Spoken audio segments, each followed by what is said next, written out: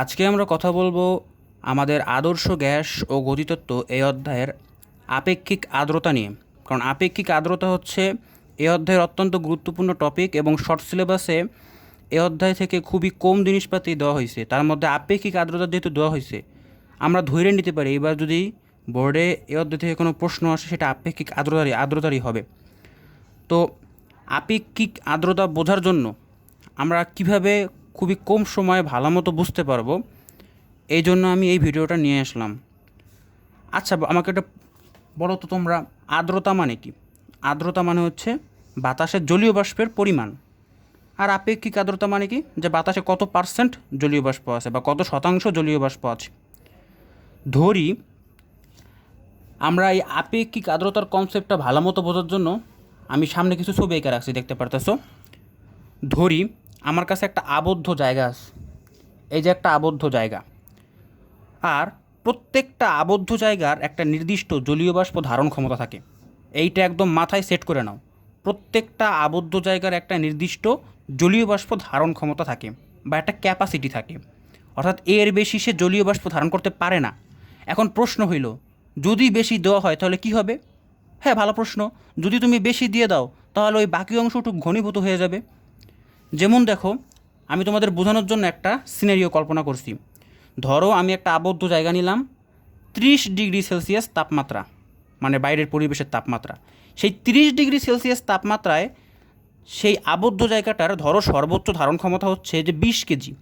সে 20 KG জলীয় বাষ্প ধারণ করতে পারে, এর থেকে বেশি জলীয় বাষ্প সে ধারণ করতে পারে না। যদি বেশি দেওয়া হয় সেটা ঘনীভূত হয়ে পানি হয়ে যাবে, আর যদি এর থেকে কম দেওয়া হয় তাহলে সেটা ধারণ করতে পারবে। এটা তোমরা বুঝতেই পারি। আর দেখো, ধরলাম আসে হচ্ছে 5 কেজি, আসে হচ্ছে 5 কেজি জলীয় বাষ্প। তার মানে আমরা কি বুঝতে পারি?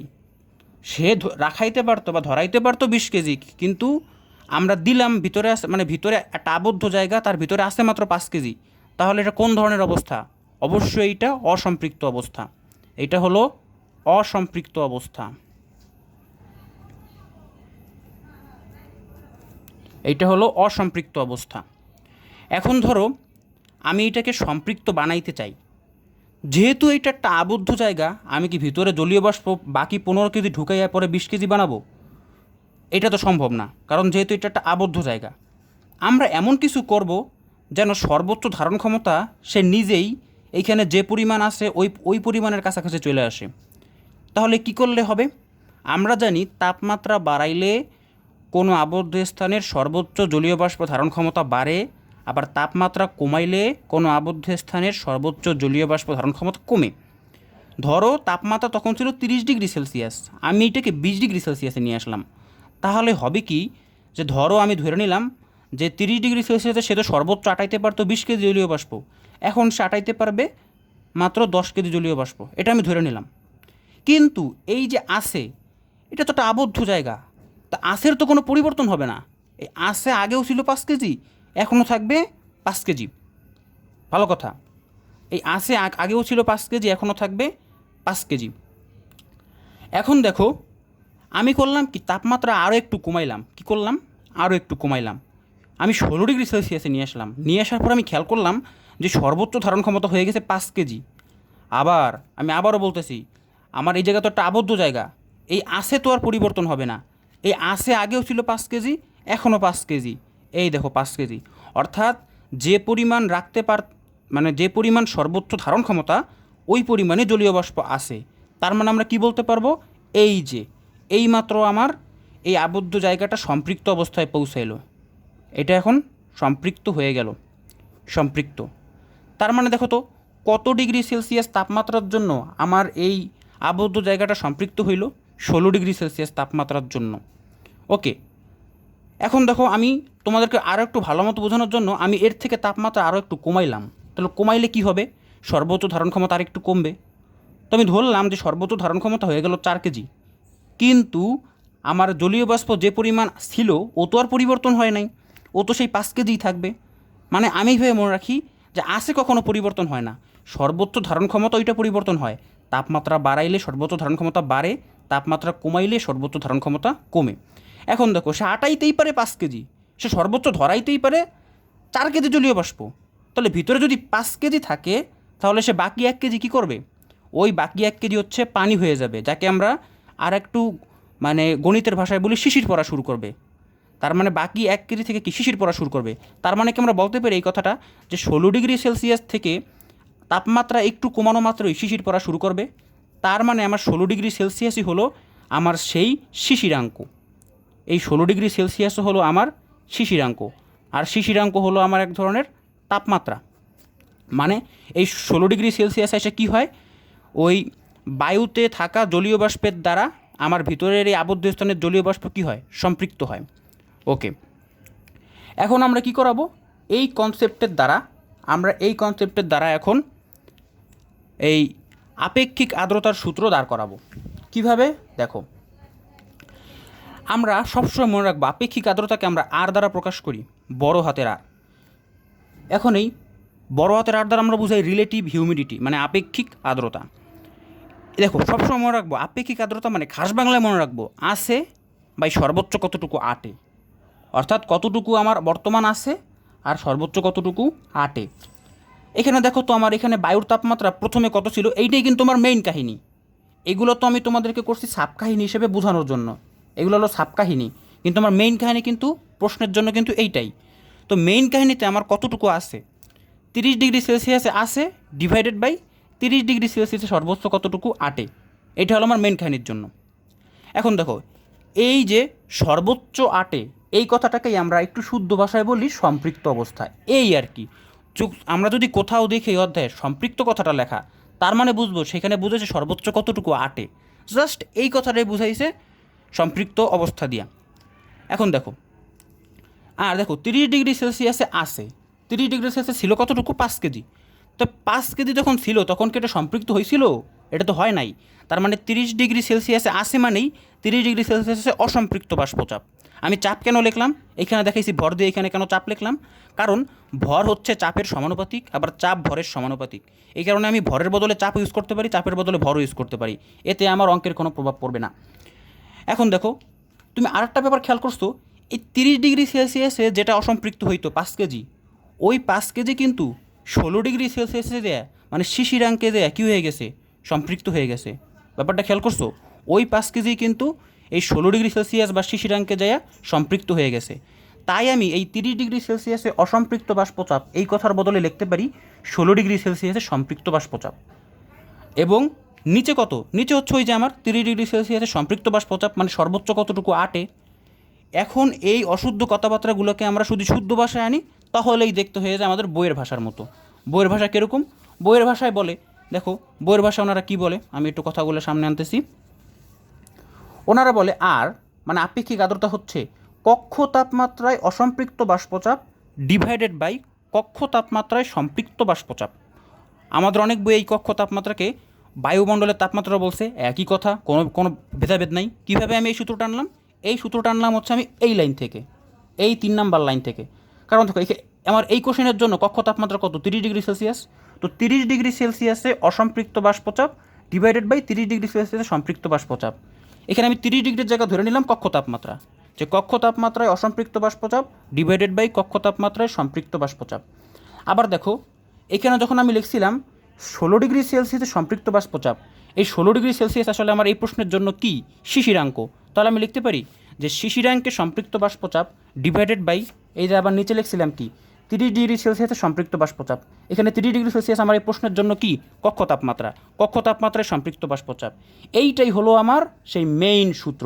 এই সূত্রটাই একদম ঠাড়া মুখস্থ করবা। এই সূত্রে শিশিরাঙ্কে সম্পৃক্ত বাষ্পচাপকে আমরা প্রকাশ করি স্মল এফ দ্বারা, আর কক্ষ তাপমাত্রায় সম্পৃক্ত বাষ্পচাপকে আমরা প্রকাশ করি ক্যাপিটাল এফ দ্বারা। ইন্টু 100% আমরা গুণ দেব, গুণ দিলে হবে কি? এটা শতকরায় প্রকাশ হবে, এই আর কি, এছাড়া কোনো ইফেক্ট নাই। এখন দেখো, মাঝে মাঝে আমাদের প্রশ্নে শিশিরাঙ্ক দেওয়া নাও থাকতে পারে, শুধুমাত্র বায়ুমণ্ডলের তাপমাত্রা বলে দিল। আর হইল কি, একটা যন্ত্র আছে হাইগ্রোমিটার, বললো সেই হাইগ্রোমিটার যন্ত্রের শুষ্ক বাল্বের তাপমাত্রা বলল, আর শুষ্ক বাল্বের তাপমাত্রাও যে কথা, কক্ষ তাপমাত্রাও একই কথা। মানে ধরো তোমার প্রশ্নে কক্ষ তাপমাত্রা বলে দিল বা শুষ্ক বাল্বের তাপমাত্রা বলল, এবং কোনো একটা গ্লেসিয়ার ধ্রুবকের মান বলল, অথবা এবং আর্দ্র বা সিক্ত বাল্বের তাপমাত্রা বলে দিল।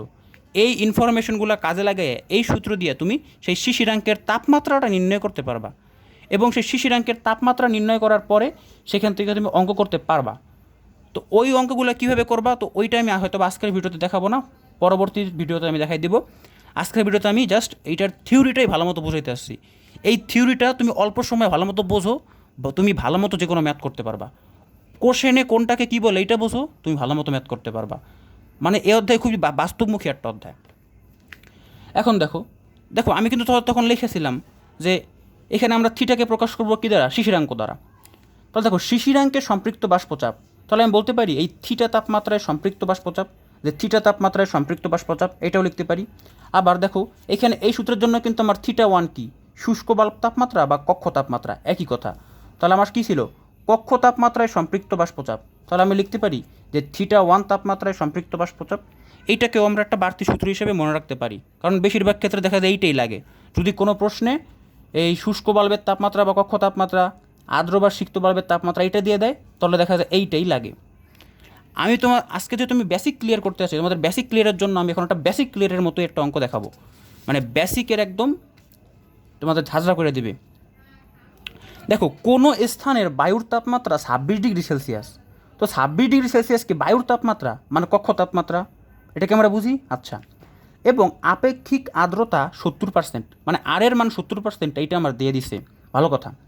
যদি সে স্থানের তাপমাত্রা কমে 18 ডিগ্রি সেলসিয়াস হয়, আমাকে একটা কথা বলো তো, যদি কখনো তাপমাত্রা কমে যায় বা তাপমাত্রা বাইরে যায়, আমার ভিতরে যে আসে পরিবর্তন হবে, নাকি আমার যে সর্বোচ্চ ধারণ ক্ষমতা, এই সর্বোচ্চ যে আটে, এই সর্বোচ্চ আটেটা পরিবর্তন হবে?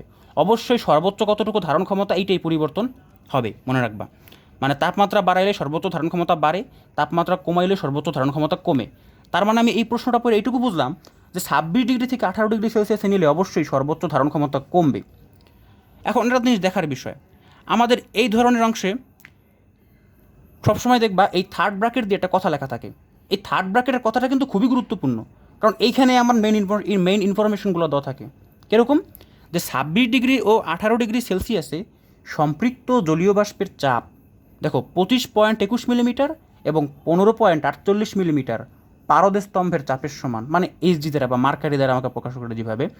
এখন দেখো সম্পৃক্ত জলীয় বাষ্পের চাপ মানেই সর্বোচ্চ কতটুকু আটে, একদম খাস বাংলায় মনে রাখো, সম্পৃক্ত জলীয় বাষ্পের চাপ মানে সর্বোচ্চ কতটুকু আটে। তো 26 ডিগ্রিতে সর্বোচ্চ আটবে কতটুকু, 25.21 মিলিমিটার, এই যে আমি লেখা রাখলাম। 18 ডিগ্রিতে সর্বোচ্চ আটে কতটুকু, একদম খাস বাংলায় পড়ো, 18 ডিগ্রিতে সর্বোচ্চ আটে কতটুকু, 15.48 মিলিমিটার, এই যে আমি লিখে রাখলাম 15.48 মিলিমিটার, এটা হলো সর্বোচ্চ আটে। এখন দেখতে হবে আমার 26 ডিগ্রিতে আসে কত, কারণ আমি যদি একটা আসে বের করতে পারি, আসে কিন্তু কখনো পরিবর্তন হয় না, তাপমাত্রার পরিবর্তন হইলে আসে পরিবর্তন হয় না, কিন্তু সর্বোচ্চ কতটুকু আটে, এই আটে পরিবর্তন হয়ে যায়। মানে এইখানে 25.21 মিলিমিটার সর্বোচ্চ এখানে রাখতে পারবে, আর এখানে 15.48 মিলিমিটার সর্বোচ্চ এখানে রাখতে পারবে। এখন এইটা আমি কীভাবে বের করবো, এখানে কতটুকু আসে। দেখো প্রশ্নে আমার ইনফরমেশন অনুযায়ী আমার আরের সূত্র কী জানি, আসে বাই আটে ইন্টু 100%, আমি খাস বাংলায় লিখলাম। এই খাস বাংলায় লিখলেও কোনো ভুল নাই, তো খাস বাংলায় লিখলে হবে কি, তুমি নিজে যদি আর একটু ভালো মতো বুঝো এই খাস বাংলাকেই তুমি ওই বইয়ের ভাষায় কনভার্ট করতে পারবা। দেখো এখানে আমার প্রশ্নে আমার আর দেওয়া ছিল কত, প্রশ্নে আমার আর দেওয়া ছিল 70%, তো 70% আমি লিখলাম, আসে বাই আটে ইন্টু 100%, তো এই পার্সেন্ট কাটা 70/100 হয়ে যায়। আমি আসে এক পাশে রাখলাম, তো 70 ইন্টু আটে, তো আমার এই 26, আমার কক্ষ তাপমাত্রা কত, 26 ডিগ্রি সেলসিয়াস, 26 ডিগ্রি সেলসিয়াস আমার কতটুকু সর্বোচ্চ আটে, এই যে 25.21। আরে ভাই সম্পৃক্ত জলীয় বাষ্পের চাপ, এটা তো একটা শুদ্ধ ভাষা, এইটার খাস বাংলায় বুঝায় সর্বোচ্চ কতটুকু আটানো যাবে, ঠিক আছে। তাহলে এখানে দেখা ব্যয় করলাম 0.7 গুণ আটে কত, 25.21, দেখা গেল 17.674 মিলিমিটার পারদচাপ, এটা হলো সর্বোচ্চ, মানে এটা হচ্ছে আমার আসে, এটা হচ্ছে আমার আসে। তাহলে আমার আসে তো তাপমাত্রা পরিবর্তন হয় না, তা 26এও আমার যতটুকু আসে, 18 ডিগ্রি সেলসিয়াসও আমার ততটুকু আসে। তো এইটুকের আমার এখন কাজ শেষ, আমার এখন দেখার বিষয় এইটুককে নিয়ে, কারণ আমার প্রশ্ন করছে যখন 18তে নিয়ে যাব তখন বায়ুর ভিতরে থাকা জলীয় বাষ্পের কত অংশ ঘনীভূত হয়ে তরল পানি হবে। এখন তরল পানি কখন হবে এটাও একটা দেখার বিষয়। দেখো 18 ডিগ্রিতে সর্বোচ্চ আটাইতে পারে 15.48 মিলিমিটার, কিন্তু ভিতরে আসে দেখো 17.677 মিলিমিটার, মানে যতটুকু আটাইতে পারে তার চেয়ে বেশি আছে। তাহলে তোমরা কি বুঝলা, যতটুকু আটাইতে পারে তার সাথে যেহেতু বেশি আছে, কি করবে বেশিটুকুকেই সে পানিতে পরিণত করবে ঘনীভূত করে, বা শিশিরে পরিণত করবে, একই কথা। তো কত অংশ ঘনীভূত করবে তার সূত্র কি? আদি ডিফারেন্স শেষ, এটা হচ্ছে আমার যে কোনো ক্ষেত্রে সূত্র, যে পার্থক্যের সূত্রটা, ডিভাইডেড বাই আদি ইন্টু 100%। আচ্ছা, ঘনীভূত যে হবে সেটা কি এখান থেকে হবে না এখান থেকে হবে? মূলত এখান থেকেই হবে, কারণ যেহেতু এখানে বেশি আছে। তো এইটাকে আমরা ধরবো আদি, এখান থেকে যেহেতু ঘনীভূত হবে। আর আমার আদি আর শেষের পার্থক্য কতটুকু? এই যে এইটা আর এইটা, ওকে। তো এইটা আমার পার্থক্য। তো করলে আমি দেখবো 12.2% পাইছি। অথবা তুমি যদি এইটা না বুঝো, একদম আমার খাস বাংলায় ঐকিক নিয়ম করো। ঐকিক নিয়মটা কীরকম ছিল, যে 17.647 মিলিমিটার এইচজি থেকে, মানে এত থেকে ঘনীভূত হয়। এই এত আর এতর পার্থক্য কত? এত আর এতর পার্থক্য হবে এই দুইটার বিয়োগফল, ওইটাকে বের করো। আমি যদি এখন বের করি, দেখি কত আসে। 17.647 বিয়োগ 15.48, 2.167। তো ঘনীভূত হয় 2.167। সুতরাং 1 মিলিমিটার থেকে ঘনীভূত হয় কত? 2.167 ডিভাইডেড বাই 17.647। সুতরাং যেহেতু আমি শতকরা বের করব, 100 থেকে ঘনীভূত হয় কত, আমি 2.167 ইন্টু 100 17.647 ক্যালকুলেশন করলে দেখবা ঠিকই 12.2 আসতেছে। আর এইটাই আমরা যেহেতু, সুতরাং শতকরা ঘনীভূত হবে কত? 12.2%। এই ছিল আজকে আমার আপেক্ষিক আর্দ্রতার কনসেপ্ট। তো কনসেপ্টের বাইরেও কিছু আরও আমাদের ম্যাথ করলে এইগুলোর কনসেপ্ট আরও ক্লিয়ার হয়, ওগুলো নিয়ে হয়তো আমি পরবর্তী দিন ভিডিও দেবো। আজকে একদম বেসিক মাত্রার কনসেপ্ট ক্লিয়ার করার জন্য আজকে আমার এই ভিডিওটা দেওয়া। ইনশাল্লাহ আশা করি তোমরা প্রচণ্ড উপকৃত হবা, কারণ এইভাবে আপেক্ষিক আর্দ্রতা এত কম সময়ে বোঝানো আসলে সবার পক্ষে সম্ভব হয় না। আমি আমার সর্বোচ্চ চেষ্টা করেছি এইভাবে বোঝাতে দেওয়ার জন্য। ইনশাআল্লাহ আশা করি উপকৃত হবা। আজকের ভিডিও এই পর্যন্তই। আমি সামনে হয়তোবা এই অধ্যায়ের অঙ্কগুলো নিয়ে আরও কয়েকটা ভিডিও দিতে পারি।